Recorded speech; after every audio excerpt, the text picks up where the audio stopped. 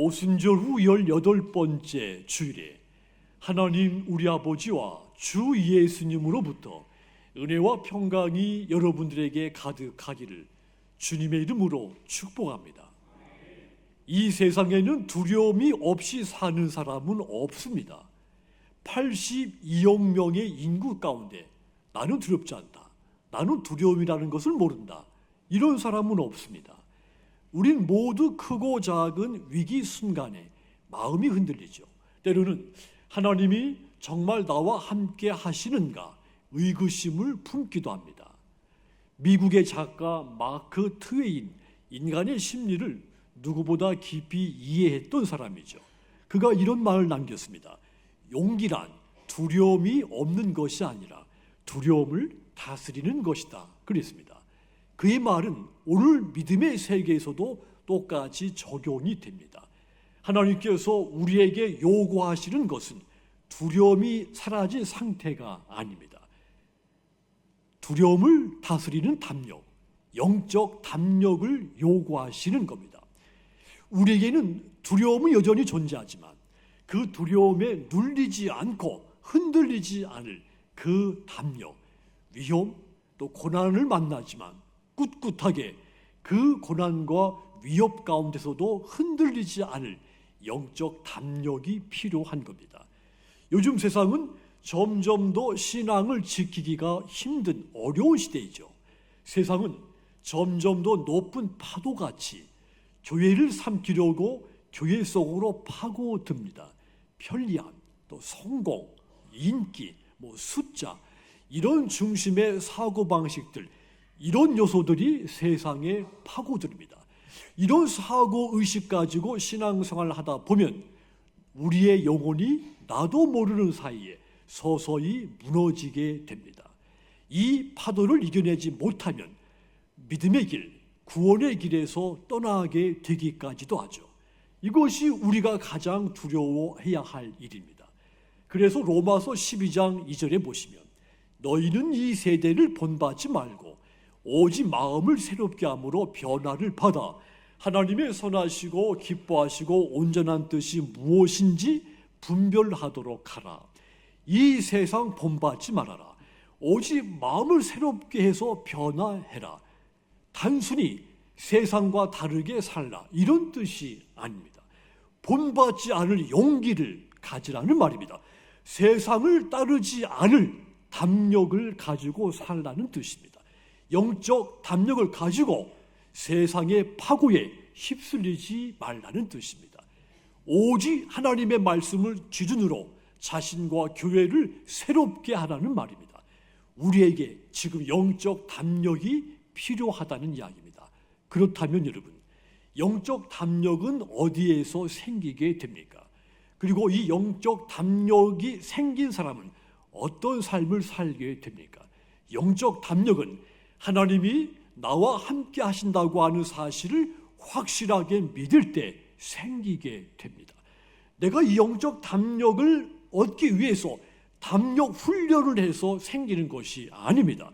하나님이 나와 함께 하신다, 이것이 확실을 믿을 때 내 안에 영적 담력이 생기게 되는 겁니다.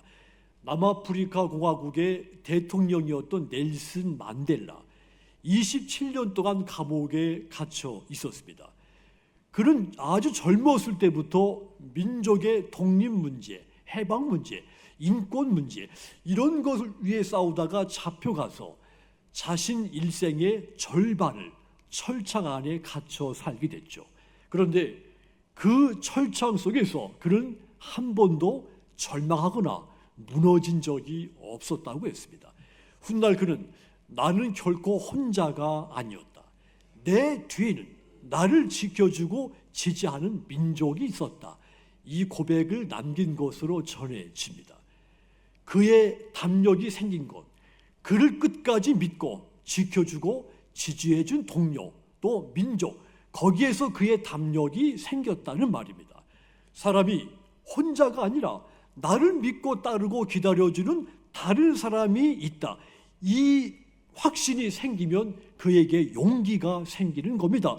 담력이 생기게 된다는 사실을 보여준 겁니다. 누군가가 나를 지켜주고 있다고 하는 확신, 누군가가 끝까지 나를 지지해주고 있다는 그 확신이 생겼을 때 그 믿음의 담력이 생기는 겁니다. 이렇게 인간적인 지지만 가지고도 담력이 생기는데, 하물며 전능하신 하나님, 천하 만물을 창조하신 그분이 나와 함께 하신다면 얼마나 큰 담력이 생기겠습니까? 여호수아 이야기는 그 확실한 증거입니다. 이스라엘 백성들이 40년 광야 여정을 마치고 눈앞에 약속의 땅 가나안을 바라보게 됐습니다. 그런데 그들의 위대한 지도자 모세가 세상을 떠나고 없었습니다. 여호수아가 이 모세의 뒤를 이어서 이 수백만 명의 백성들을 이끌어야 됐습니다. 그런데 그들 앞에는 요단강이 가로막혀 있었고, 그 너머에는 거대한 성읍들, 강력한 민족들이 버티고 있었습니다. 그 현실을 보는 이 이스라엘 백성들 마음에 두려움이 가득 차 있었습니다. 여호수아에게 그 책임감은 표현할 수 없이 무겁고 힘든 것이었죠. 두렵고 떨렸을 것입니다. 하나님이 그런 여호수아에게 오늘 말씀을 준 겁니다. 여호수아 1장 5절 6절을 보시면, 네 평생에 너를 능히 대적할 자가 없으리니 내가 모세와 함께 있었던 것 같이 너와 함께 있을 것임이라. 내가 너를 떠나지 아니하며 버리지 아니하리니 강하고 담대하라. 너는 내가 그들의 조상에게 맹세하여 그들에게 주리라 한 땅을 이 백성에게 차지하게 하겠다. 내가 과거 모세와 함께 있었던 것 같이 똑같이 너와 함께 있겠다. 너를 떠나지 않겠다. 너를 버리지 않겠다. 그러니 따라합시다. 강하고 담대하라. 이 약속, 너는 환경을 보지 말고 나와 너의 관계에 확신을 가지라는 말입니다. 모세는 떠났지만 하나님은 여전히 여호수아와 그의 백성들과 함께하고 계셨던 것입니다. 여호수아가 하나님께서 나와 내 백성들과 함께 하신다는 그 약속을 확신히 했을 때 이 여호수아에게 담대함이 생긴 것입니다. 그렇습니다. 영적 담력, 상황이 좋아서 생기는 것이 아닙니다. 하나님이 나와 함께 하신다고 하는 사실을 믿는 그 순간 영적 담력이 생기는 겁니다. 우리도 인생의 요단강과 같은 그런 일 앞에 설 때가 있습니다. 때로는 내 앞이 가로막혀 있고 내가 도대체 어디로 가야 할지 두렵고 떨리는 순간이 찾아올 때가 있습니다. 그럴 때 강하고 담대하라. 두려워하지 말라. 내가 너와 함께한다. 이 말씀을 기억하시고 확신하시기를 주님의 이름으로 부탁을 드립니다. 모세와 함께 하신 하나님, 여호수아와 함께 하신 하나님, 그분은 지금 이 순간 나와 함께 하시는 하나님이신 것, 그 하나님을 믿으시기 바랍니다. 그 하나님을 믿고 발을 내딛는 사람, 두려움을 떨쳐내고 담대함을 가질 수 있게 되는 겁니다. 그래서 바울도 고난과 핍박 속에 있는 로마의 교인들에 향해서 로마서 8장 31절에 보면 이렇게 권고했습니다. 그런즉 이 일에 대하여 우리가 무슨 말하리요? 만일 하나님이 우리를 위하시면 누가 우리를 대적하리요? 하나님이 우리를 위하시면, 하나님이 나와 함께 하시면 이 말입니다. 하나님이 우리 편이라는 확신을 가지고 담대하라는 말입니다. 시대는 다르지만 담력이 생기는 근거가 같은 겁니다. 바울에게 영적 담력이 생기게 된 근거, 로마의 성도들에게 영적 담력이 생기게 된 근거와 오늘 우리에게 영적 담력이 생기게 된 그 근거가 같은 겁니다. 하나님이 내 편이라면, 하나님이 나와 함께 하신다면, 이것을 확신했을 때 담력이 생긴다는 뜻입니다. 다윗이 골리앗 앞에 섰을 때 그 상황을 상상해 보십시오. 그는 소년이었고 가진 무기가 없었습니다. 하나님의 이름을 믿고 담대하게 골리앗에 맞선 겁니다. 그 믿음에 담력이 생겼던 것이죠. 여러분, 세상이 아무리 거세다 하더라도, 내 형편이 아무리 불안하다 해도 하나님이 나와 함께 하신다는 믿음이 있으면 우리는 흔들리지 않습니다. 그러므로 여러분, 오늘 구약의 말씀 여호수아 1장 9절, 이 말씀을 항상 떠올리시기를 바랍니다. 이 말씀을 다 같이 읽겠습니다. 내가 네게 명령한 것이 아니냐. 강하고 담대하라. 두려워하지 말며 놀라지 말라. 네가 어디로 가든지 네 하나님 여호와가. 아멘. 이 말씀을 확실하게 믿으시기 바랍니다. 그리고 이 시간에 하나님이 나와 함께 하시니 나는 담대합니다. 이 확신에 찬 믿음을 고백하시기 바랍니다. 그리하여 이 믿음으로 얻게 된 영적 담력, 이 담력을 가지고 세상의 모든 유혹과 고난을 이기고 최후 승리하시는 저와 여러분들이 모두 되시기를 주님의 이름으로 축복합니다. 또한 영적 담력이 어떻게 생길까요? 예수님의 피를 힘입을 때 생깁니다. 히브리서 10장 19절과 20절, 오늘 본문입니다. 다시 보시면, 그러므로 형제들아, 우리가 예수의 피를 힘입어 성수에 들어갈 담력을 얻었나니 그 길은 우리를 위하여 휘장 가운데로 열어 놓으신 새로운 살 길이요, 휘장은 곧 그의 육체다. 그랬습니다. 우리가 예수님의 피를 힘입어 성수에 들어갈 담력을 얻었다 했습니다. 내 믿음으로 담력이 생긴 것이 아니라 예수님의 피를 힘입어서 담력이 생겼다 했습니다. 과거에는 대제사장만 1년에 한 번 속죄의 피를 가지고 성수에 들어갈 수 있었습니다. 그마저도 이 대제사장은 두렵고 떨리는 마음으로 들어가야 됐습니다. 그만큼 하나님 앞에 나간다는 것이 두려움의 상징이었던 겁니다. 그런데 예수님이 십자가에서 보혈의 피를 흘리셨을 때 성전의 휘장이 위에서 아래로 찢어졌습니다. 이 표징, 인간이 담대하게 하나님 앞에 나갈 수 있는 새로운 길이 열렸다는 표징인 겁니다. 예수님이 십자가에서 흘리신 피가 하나님과 나 사이 막혔던 길을 여신 겁니다. 예수님의 피가 우리를 깨끗하게 했을 뿐 아니라 하나님과 막힌 담을 허물어서 나로 하여금 하나님 앞에 담대히 나아가게 만들어 준 겁니다. 그 피가 하나님과 인간 사이의 단절을 한 번에 회복시킨 겁니다. 그 피를 힘입은 우리에게 하나님께 나갈 수 있는 영적 담력이 생긴 겁니다. 성도 여러분, 영적 담력, 우리 스스로 만들어낸 것이 아닙니다. 영성 훈련을 끊임없이 내가 해서 내 안에 영적 담력이 쌓인 것이 아닙니다. 예수님의 피로 주어진 값비싼 은혜의 선물입니다. 그래서 우리가 하나님께 두려움이 없이 언제든지 담대하게 나갈 수 있게 된 겁니다. 그럼에도 불구하고 아직도 우리는 죄 때문에 하나님 앞에 나가는 거 주저할 때가 많습니다. 나는 부족합니다. 나는 자격이 없습니다. 어찌 나 같은 사람이 하나님 앞에 나갈 수 있습니까? 머뭇거릴 때가 많습니다. 하지만 여러분, 하나님은 그런 우리에게 이렇게 말씀하시는 겁니다. 너의 자격이 아니라 내 아들의 피를 힘입어 내게 담대히 나오라 부르시는 겁니다. 그러므로 여러분, 이제 두려워하지 말고 예수님의 피로 열어주신 그 길을 믿음으로 걸어가시기를 바랍니다. 그 길이 바로 내게 생명이며 내 평안이며 나로 담대케 하는 길이기 때문입니다.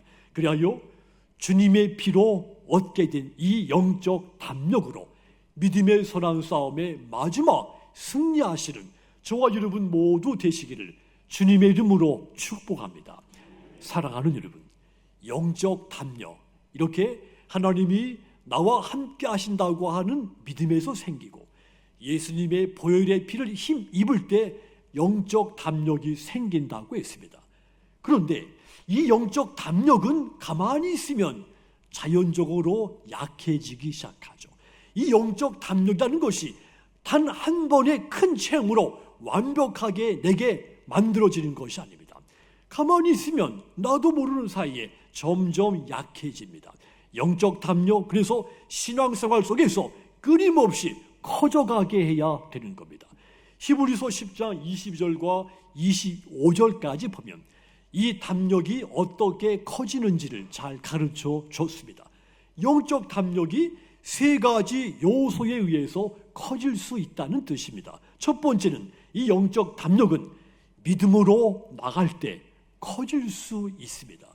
히브리서 10장 22절 보시면 우리가 마음의 뿌림을 받아 악한 양심으로부터 벗어나고 몸은 맑은 물로 씻음을 받았으니 참 마음과 온전한 믿음으로 하나님께 나아가자.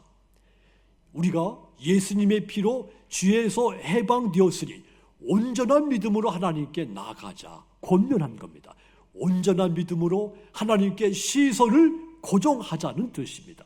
이 온전한 믿음, 우리의 담력을 붙들어주는 기둥입니다. 그래서 우리의 온전한 믿음이 흔들리면 나의 영적 담력도 흔들리게 되는 겁니다. 하지만 믿음이 하나님께 고정되어 있으면 환경이 흔들려도 영적 담력은 흔들리지 않습니다. 이 진리를 잘 보여준 사람이 베드로입니다. 마태복음 14장에 보시면 제자들이 어느 날 갈릴리 호수를 건너게 됐죠. 그런데 갑자기 강한 바람이 불고 파도가 일기 시작했습니다. 제자들이 이 배가 요동치고 물이 넘쳐 들어오자 두려움에 사로잡혔다고 했죠. 그런데 그때 멀리서 물 위를 걸어오시는 예수님이 보였습니다. 그때 베드로가 주여, 만일 주님이시거든 나에게 명령해서 물 위로 오라 하십시오 외쳤습니다. 예수님이 베드로의 소리를 듣고 오라 했을 때 베드로가 배 밖으로 발을 내딛는 순간 놀라운 일이 일어났습니다. 베드로가 물 위를 걷게 된 겁니다. 그의 시선이 예수님께 고정되어 있었을 때 풍랑 속에서도 담대할 수 있었습니다. 그런데 잠시 후 베드로의 시선이 예수님에게서 거센 바람, 거친 파도에 뺏겼을 때 믿음이 흔들렸고 그의 담대함도 순식간에 허물어졌습니다. 여러분, 히브리서 기자가 말하는 이 온전한 믿음, 하나님께 시선을 고정시키라는 말입니다. 베드로가 물에 빠진 이유, 베드로에게 믿음이 전혀 없어서가 아니었습니다. 시선의 방향이 바뀌었기 때문입니다. 믿음의 눈을 주님께 고정시켰을 때는 담대할 수 있었지만 그 눈을 파도와 바람으로 돌렸을 때는 담력이 작아졌고 대신 두려움이 그를 지배하게 된 겁니다. 저와 여러분의 인생도 다르지 않습니다. 인생의 풍랑이 몰아칠 때 문제를 바라보면 두려움은 커지고 담력은 작아집니다. 반대로 주님을 바라보면 두려움은 작아지고 담력은 커지게 되는 겁니다. 그러므로 여러분, 거센 풍랑 속에서도 주님을 믿고 믿음의 눈을 주님께 고정하시기 바랍니다. 그리하여 어떤 풍랑 속에서도 오히려 더 영적 담력이 커져서 시련을 이기시는 저와 여러분 모두 되시기를 주님의 이름으로 축복합니다. 또한 이 영적 담력 어떻게 커질 수 있습니까? 소망을 굳게 붙들 때입니다. 히브리서 10장 23절 다시 보시면 또 약속하신 이는 믿으시니 우리가 믿는 도리의 소망을 움직이지 말며 굳게 잡으라. 약속하신 이가 믿으시니 그분께 소망을 굳게 붙잡으라 했습니다. 여기 보면 하나님은 믿으시다 있습니다. 믿으시다, 하나님은 신실하시다는 뜻입니다. 하나님은 약속한 것을 반드시 이루시는 분이라는 말입니다. 그러니 믿으신 하나님을 바라보며 소망을 굳게 붙잡으라는 말입니다. 우리는 종종 현실이 막혀 보여서 낙심할 때가 있죠. 기도했는데 왜 응답이 없을까? 그럴 때 마음이 흔들리기까지 하죠. 하지만 성경은 분명히 우리에게 말했습니다. 약속하신 이는 믿으시다. 그렇습니다. 하나님은 변하지 않습니다. 내 주변의 환경은 끊임없이 변하고 바뀌고 나를 지지하고 따랐던 사람들 때 마음도 흔들리지만 세상은 가만히 있지 않지만 그러나 하나님은 미쁘셔서 그분의 약속은 영원히 변하지 않습니다. 그래서 우리가 그분에게 소망을 품고 굳게 붙잡을 수 있는 겁니다. 이 소망을 굳게 붙든 사람이 아브라함이죠. 아브라함, 이삭을 번제로 바칠 때 죽은 자를 살리시는 하나님, 그 하나님을 믿고 담대히 실천을 한 겁니다. 히브리서 11장 19절 보시면 그가 하나님이 능히 이삭을 죽은 자 가운데서 다시 살리실 줄을 생각한지라 비유컨대 그를 죽은 자 가운데서 도로 받은 것이라 그랬습니다. 아브라함 하나님의 능력에 소망을 뒀던 겁니다. 그래서 이삭을 제단 위에 올릴 수 있었던 것입니다. 이것이 바로 소망을 굳게 붙든 사람의 영적 담력인 겁니다. 소망은 현실을 무시하고 다음을 바라보는 것이 아닙니다. 현실보다 하나님의 약속을 더 크게 보는 눈이 소망입니다. 이 소망이 우리의 영적 담력을 크게 만들어 주는 겁니다. 그러므로 여러분, 미쁘신 하나님께 소망을 두시기를 바랍니다. 그리하여 죽은 것 같은 상황 속에서도 오히려 더 영적으로 강하고 담대해서 믿음의 선한 싸움에 승리하시는 저와 여러분 모두 되시기를 주님의 이름으로 축복합니다. 또한 영적 담력이 어떻게 커질 수 있습니까? 서로 사랑으로 세워줄 때, 우리가 서로 사랑으로 붙들어 줄 때 나와 다른 사람의 영적 담력이 커지는 겁니다. 위면하고 모른 체 하면 내 영적 담력도 작아지고 다른 사람의 영적 담력도 작아지는 겁니다. 히브리서 10장 24절 우리 이 말씀 같이 읽습니다. 서로 돌아보아. 아멘. 서로 사랑과 선행으로 돌보아라 그랬습니다. 이렇게 서로 돌아볼 때 담력이 커지기 때문입니다. 영적 담력 혼자 유지할 수 없습니다. 그래서 하나님이 저와 여러분에게 성동교회라고 하는 믿음의 한 공동체 안에 부르신 겁니다. 누군가 낙심했을 때 힘내십시오. 하나님이 당신과 함께 해 줍니다. 이 한마디를 하면 그가 마음을 담대하게 할 수 있습니다.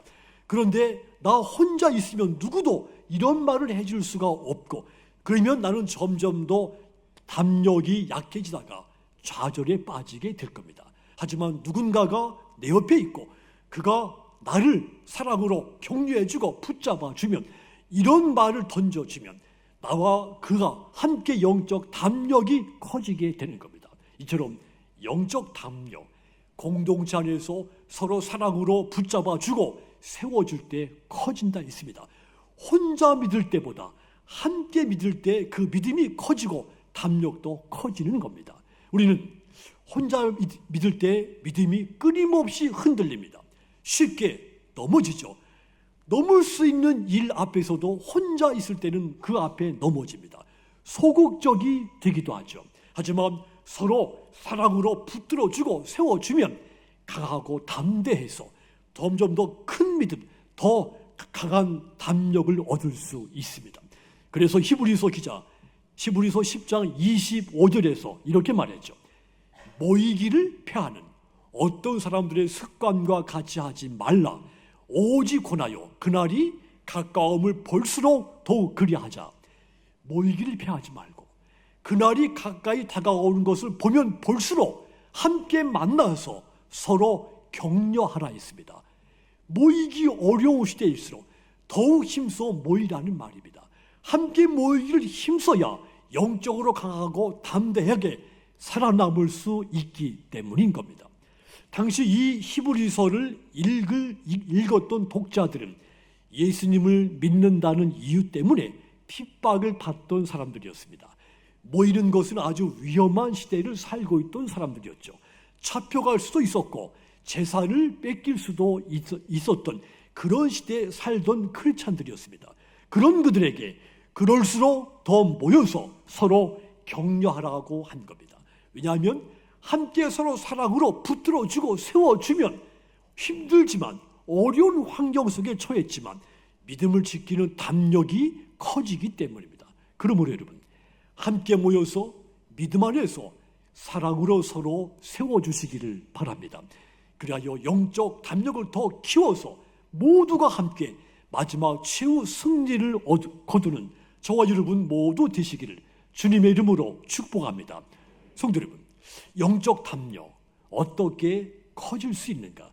히브리서에서 말한 것 같이 믿음과 소망과 사랑으로 우리의 영적 담력은 커질 수 있다 했습니다. 그러면 여러분, 범사의 이 믿음과 소망과 사랑으로 영적 담력을 키우셔서 세속의 파고를 헤엄치고 나가서 마침내 믿음의 선한 싸움의 마지막 최후 승리자들이 모두 되시기를 주님의 이름으로 축원합니다. 사랑하는 성도 여러분, 세상 사람들은 여전히 자신의 담력을 의지하고 살아갑니다. 그런데 그들의 담력은 두려움의 또 다른 표현에 불과합니다. 이럴 때일수록 예수 믿는 우리에게는 진정한 영적 담력이 필요합니다. 영적 담력을 얻기 위해서 풍랑이 일고 두려움이 엄습할 때 강하고 담대하라, 내가 너와 함께 한다, 이 하나님의 말씀을 확실하게 믿으시기 바랍니다. 뿐만 아니라 죄인된 나에게 성수에 들어갈 담력을 얻게 하신 예수님의 보혈의 피를 힘입으시기를 주님의 이름으로 부탁을 드립니다. 그렇게 값비싼 선물로 얻은 이 영적 담력, 믿음과 소망과 사랑으로 점점 더 키우셔서 마지막 날 최후 승리를 얻는 저와 여러분 모두 되시기를 주님의 이름으로 축복합니다.